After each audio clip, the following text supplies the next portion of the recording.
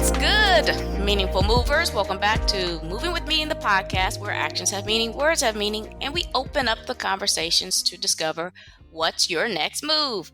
I'm your host, Krystal. In today's episode, we are going to encourage a yawn or two. Really, we are going to embrace exhaustion, but with a bit of a plot twist. But you know how we do it here. We need to set that theme. So let's go ahead and do that. The word of the day is abandon.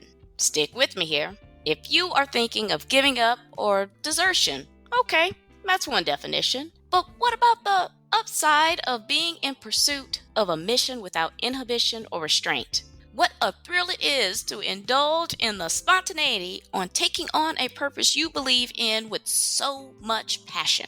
That's enough of me talking. How about we introduce our guest? And there's no one better to do that than himself, Dr. John. Why don't you give the people a bit of background about yourself and what you are going to share with us today? All right, Krystal, it's always good to talk to you.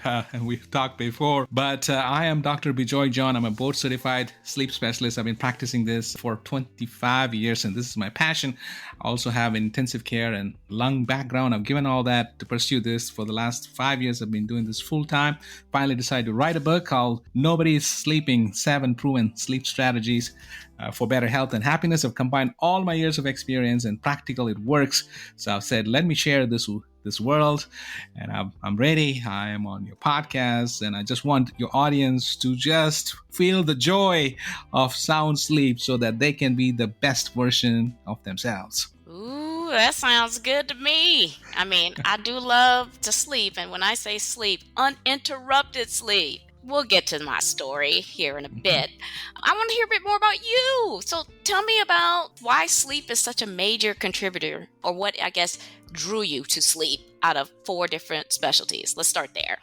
Yes, perfect question. My mom taught me how to sleep. She taught me how to nap. So I felt after the sleep, you feel so rejuvenated, especially like you mentioned, the great sleep, right? I had my own struggles, being in medical school, you don't sleep hardly. You're on caffeine going all the time. Then residency, 36-hour shifts, fellowship, same thing. I spent 14 years training for this. So I went to med school when I was 17. So I have a lot of experience with this. But then I kind of, said to myself, exams are going to be part of my life. So I had to find a way. So stress is a big deal for anybody who's, who are in performance, who or she in great positions. So, but we have to find and accept it first. The stress is going to be a part of it. And how do you get through it? And then, when my mom passed away due to grief, I was suffering. I couldn't sleep. So I overcame that. And then as a small business owner, I moved from my practice, left all that, the high flying life in Nashville as an ICU doctor, and then, start my own business. Then you have employees, bills. So I had to find a way to overcome that. So to answer a question, why do you think sleep is the most important thing? Sleep is the foundation on which weight and getting yourself better is built on, right? So once you don't have that foundation, without sleep, you can't do the fitness exercise program because you're tired.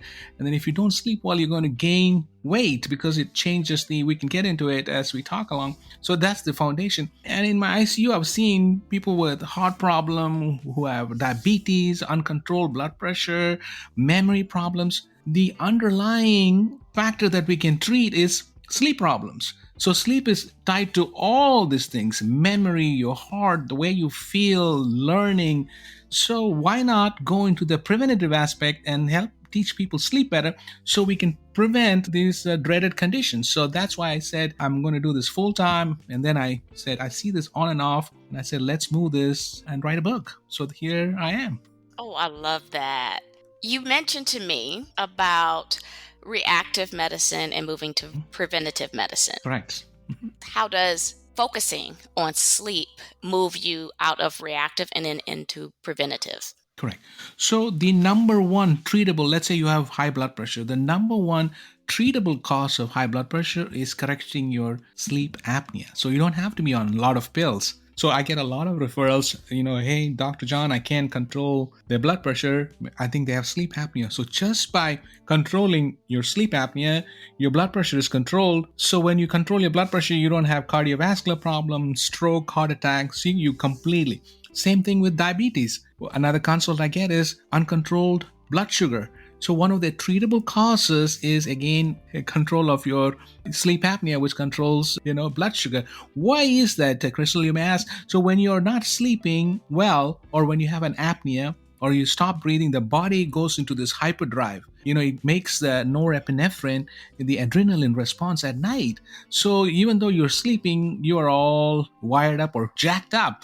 Your body is not resting. So your blood sugar and your blood pressure are high at night. Everybody's is high during the day because, we're hustling, the hustle culture. But at rest, when deep sleep, you just relax and your blood pressure normalizes and your blood sugar normalizes. But if you don't sleep well and you have conditions like sleep apnea, you are not balancing that. So that's the first step in controlling these disorders. That's so interesting. Mhm. Okay, let me bring up 2 points here. Okay, Mhm. so I know just for me, this is my personal Yes. experience. So I just have trouble sleeping, and I know why. Right. You're exactly right. I'm like jacked up to the T. Yes. It'll be 6 o'clock. My kids come to me and they're like, "You need to go to bed," because they know that it takes me a certain amount of time to wind down, like literally 3 hours. So if I go to bed at 8, I am going to be up for a certain amount of time because I need I don't know what you call it, but the low time. I need the time to just relax. I was pushing myself, when the kids were younger, I was doing a lot more with them. I would put them down by like 7 or 8. Well, that meant that I didn't go down till almost an hour after that. And I had to get right back up in the morning because I had to get them ready for school. Daycare opens like 5:30. So it's like I'm in the midst of just running, and I'm just exhausted throughout the day that I would go and take naps in my car. Yes. What would happen is during the day when I don't get a full night's rest, I wake up with tons of anxiety because I never got it out throughout that night. It's interesting you said something about sleep apnea because my husband has this. Yeah. He also has a history of heart problems and heart disease in his family. Yes. Mm-hmm. Yeah. Yeah, because he was Yes. snoring. Yes. So in my head, Mhm. you were telling me about people with sleep apnea, they're not sleeping. I'm like, really? Are you sure? Because this snoring makes me believe he is in a deep coma. You know what I mean? And one time I woke up because he didn't snore. You know what happened? That's an apnea. Yes, I woke Mhm. up. It was dead silent, and I saw he wasn't breathing. That his Yes. chest wasn't moving. I was like shaking him. I'm like, "Oh my Yeah. God, get up!" And he was like, "What's going on?" And I said, "You stopped breathing." And he goes, "Oh," and turns over and goes back to sleep like it wasn't a problem. I'm like, "No, you need to get checked." So now he doesn't really wear that mask, Mhm. but now he's dealing with high blood pressure. So as you were just Ah. saying all of that stuff, I was like, "Hello, dude, you Yes. need to get some sleep." Yes, Crystal, you touched on 3 things here, right? One, women's sleep is so nuanced. So I'm very passionate about women's sleep, as a respect to my mom, who taught me how to sleep. So I dedicated a chapter for women in my book, right? Number 2, you talked about stress, anxiety. Sleep and stress, anxiety, and depression have a bi-directional relationship. If you don't sleep well, you're going to be anxious. And if you're anxious, you don't sleep well. You see what I'm saying? So we got Yeah. to break that cycle. So I have a chapter on that too. And next, you talked about snoring. We talked about sleep apnea. So there is this terminology which I'm going to introduce to all your viewers. It's called sleep divorce. Couples sleeping separately because of the snoring. It's otherwise called environmental sleep disorder. But if you look at society, they are saying couples, it's okay to sleep separately. But no, it changes the dynamics of the relationship. There's something very spiritual about couples sleeping together. So my aim is to bring the couples back together, so the one spouse is leaving because of the sound. So the snoring is a dangerous warning sign. So imagine water going through a pipe and you're narrowing the pipe, it creates the turbulence. Same thing, air is going through a narrow passage and that's the reverberation or the sound. That's what snoring is. And eventually there's no flow, and that's the apnea. The apnea is derived from the Greek word called apnea, which is the stopping breathing. So then the brain sensor says, hey, you're not breathing, dude. So the carbon dioxide builds up and you take a breath. But what happens if that sensor gets weak or doesn't turn on? That's why people die in their sleep. Oh my God. You know the famous football player, Reggie White, his wife first made this public about the campaign about sleep apnea cause of death. So it can, Yeah. just like any sensor at home, the tripping, it doesn't happen sometimes. So the famous elbow therapy, most of the time the spouse elbows. So the question becomes, it's usually common in men because men's larynx are bigger. It's like a trumpet. As the air goes narrow, the larynx becomes bigger, so the voice is amplified, the long trumpet. So women's larynx is smaller, so women don't snore much. But women, when they undergo menopause, you lose your estrogen, which keeps everything tight. So everything becomes to sag, and the back of your throat also sags. There's higher incidence of sleep apnea in women after menopause. Men report early. Men's symptoms becomes in 40, 45 when the testosterone drops because of the size of the larynx and the little thing that vibrates on the back of the throat is called the uvula. Those vibrations are, they are bigger in men. So that's why men have a little bit more earlier diagnosis than women. So we covered a lot of things here. Yes, that little story threw some knowledge dropping on you, right? Okay, Yes, people. yes. Okay, so you brought something up that made me think about this, okay, with women, okay, in particular. So weight, okay? Huge. Yeah, so I know my husband will disagree and be like, wait, well, then we need to get my wife checked because, Krystal, you snore. Yeah. You do. And I'm like, if I'm snoring, I'm in a deep sleep. Leave me. Leave me alone. Don't touch me, Oh, no, Krystal, snoring is a bad sign. You got to get that checked Yeah. out. So I'm like 5'1", 130, over thereabouts, okay?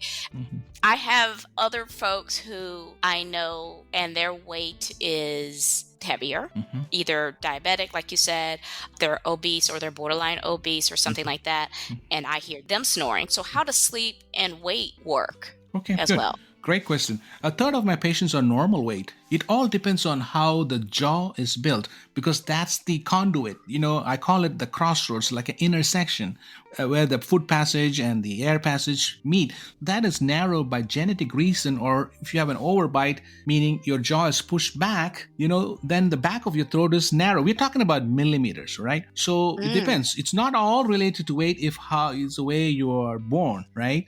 So the back of the throat is narrow, and especially when you lay on your back, what happens? Gravity pushes the tongue backwards. So that's why snoring is so bad when you lay on your back because of the gravity of the tongue.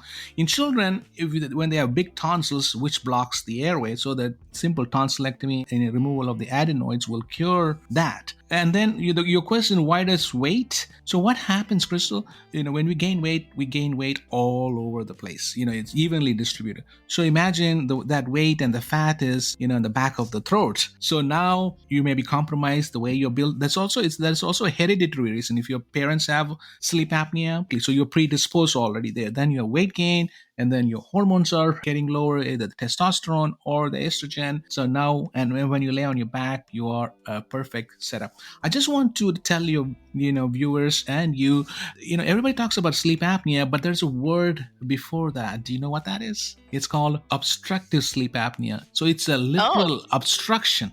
The back of the throat is being obstructed. Now you get it? Now it all falls into place, right? So that's what it's called, obstructive sleep apnea, which is an easily treatable condition. I mean, I tell people it adds 10 years to your life. So I believe it. It does make sense. Yes. Now that you're saying this, is this why those beds that have like the backs that move up, you know what I'm talking about? Yes. Is that why they've become a lot more popular now? Like, I'm serious. Like, is that something that I need to be investing in?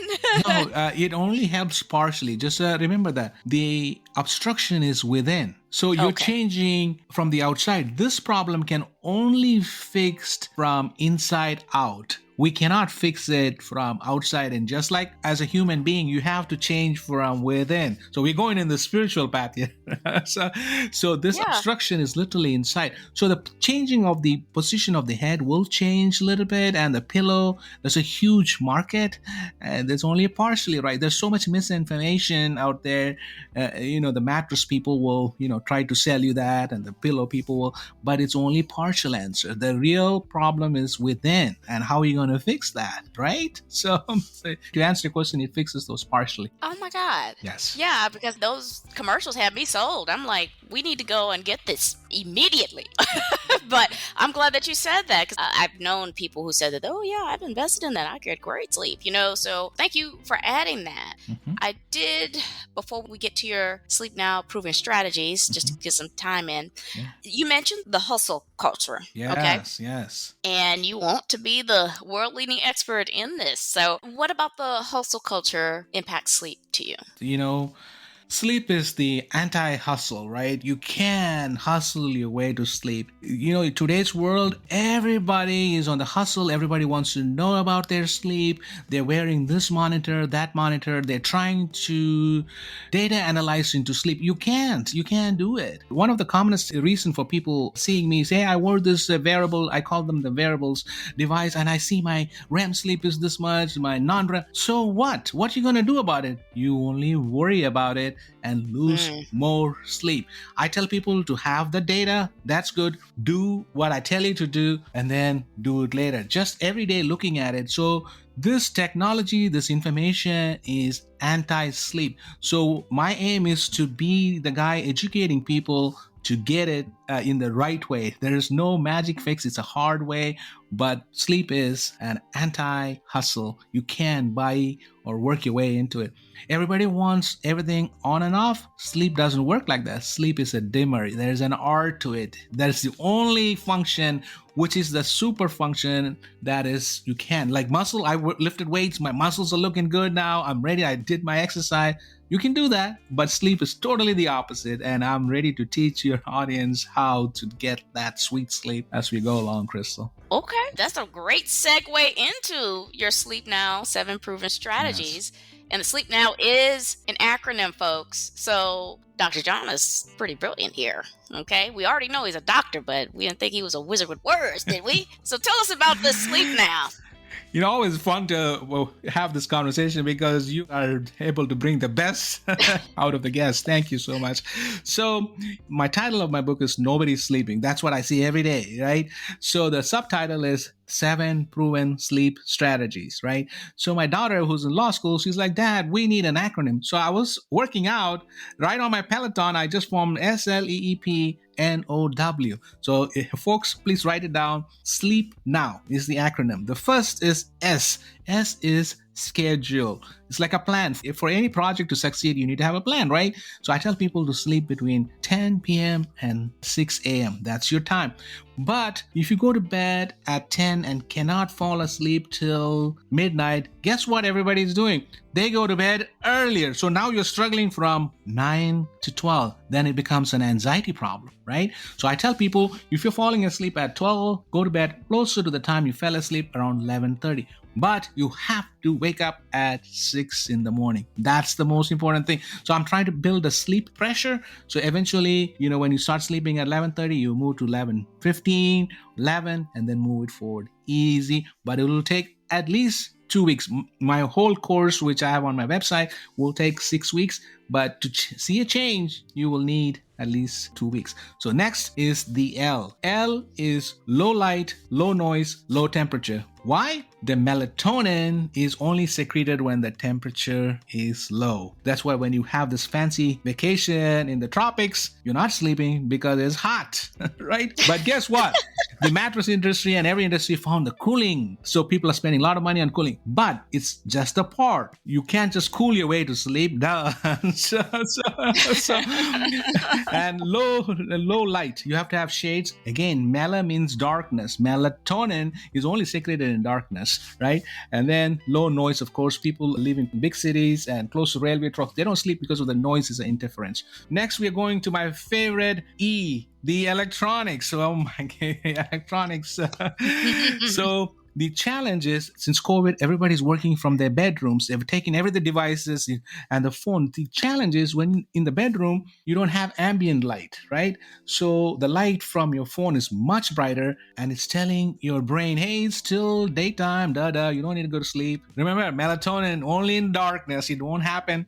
Actually, I don't use my phone at least an hour prior, but for practical people, I tell people not to be on the phone at least 30 minutes prior to going to sleep. Next, I tell them to keep the phone not close to you, keep it in my bathroom. So I set an alarm. I literally have to wake up, turn the alarm off, and I'm ready for the day. Because, we all wake up and then you look at the clock. Wow, it's 3 o'clock. Wow, it's only 3 o'clock. Then it increases the cognitive activity and then you can't sleep well, right? Electronics is a big, big thing, all right?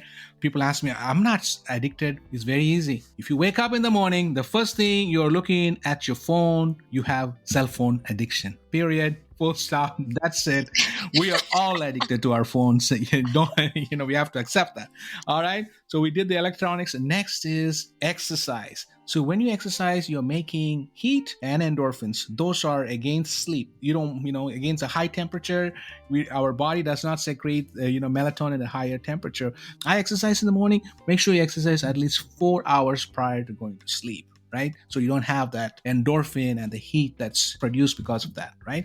So now listen, you're calming your mind and you're calming your body. This is all in preparation. You have to do all this.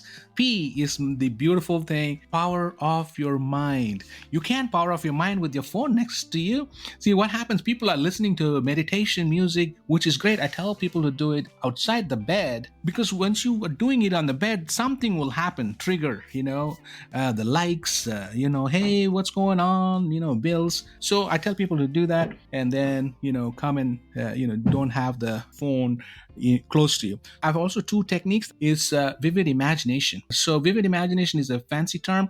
So when you lay down, I don't want to bring reality into the bed. I want the abstract. I want you to be your own creator. I do this every night. This is how I go to sleep. I think of something in abstract.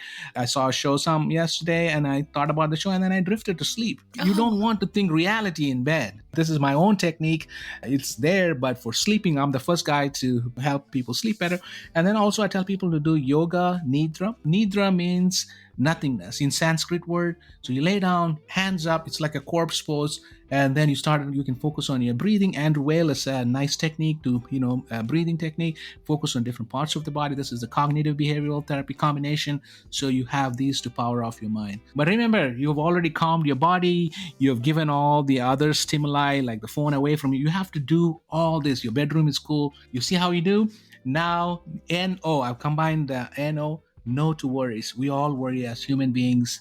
We live in this world. We have to worry. I tell people to worry between 6 p.m. and 8 p.m. Not to worry after that. So if you can't solve a problem, if you have bills to pay, write it down. You can do it tomorrow, right? Don't bring that to your bedroom. Bed is only for sleep and sex, not for snoring or worrying. Right. I love it. Speak it. And then the W is win by losing yourself. You can win. I told you before, sleep is the anti-hustle. You have to let loose, have an easy routine, and you have to lose yourself for once. That's the only way we're going to sleep better. So S.L.E.E.P, schedule, low light, no electronics, no exercise, 4 hours, power off your mind, no to worries, and win by losing. Remember, it is a dimmer. It's not an on-off. So this is my 7 proven sleep strategies.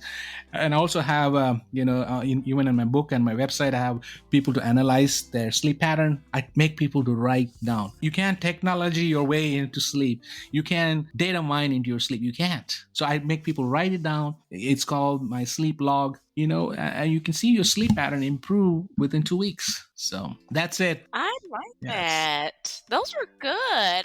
Okay, so we have to do them all, right? Yes. It's not Yes. one. Okay, Yes. right. So, okay, good. Yes. You mentioned an athlete earlier and how, just coaches push athletes. And I'm worried about this because my youngest son is an avid baseball player. Like, he's super into baseball and I know I'm pushing him.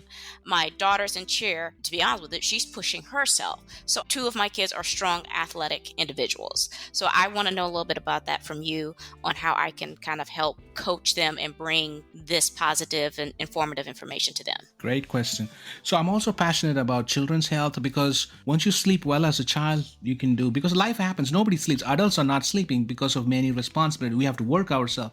So first question, Krystal, if your child is sleeping well, I would pursue that. If they are not sleeping well, any child less than 20 years or before they go to college, 18, they come and tell you, Mom or Dad, I'm not sleeping well. We got to pause, take a time out, because that is a cry for help. So because they can describe what's going on, That's the first question I ask anybody who wants to excel. How are they sleeping? So because I get a lot of parents tell me, Dr. John, I want to bring your child to see, and I never see them. What happened? One of those child went to college and ended it all. So it became a personal message to me that I felt so bad that I should have called that child, right? So then what I did, I called all the other parents who had told me I need to bring my child. And then all the other children had either anxiety or depression. Yep. So that's the underlying. So now, once you rule that out, there was a huge study done which shows more than 40% of the athletes don't sleep well because of the time commitments. They have to study and they work out late. Remember, when you exercise, you're not going to sleep well. You know, the stress, performance. Going to professional athletes, they have the muscular build and the weight, and then the schedule is even, so they have more sleep disorders like sleep apnea, restless legs, insomnia.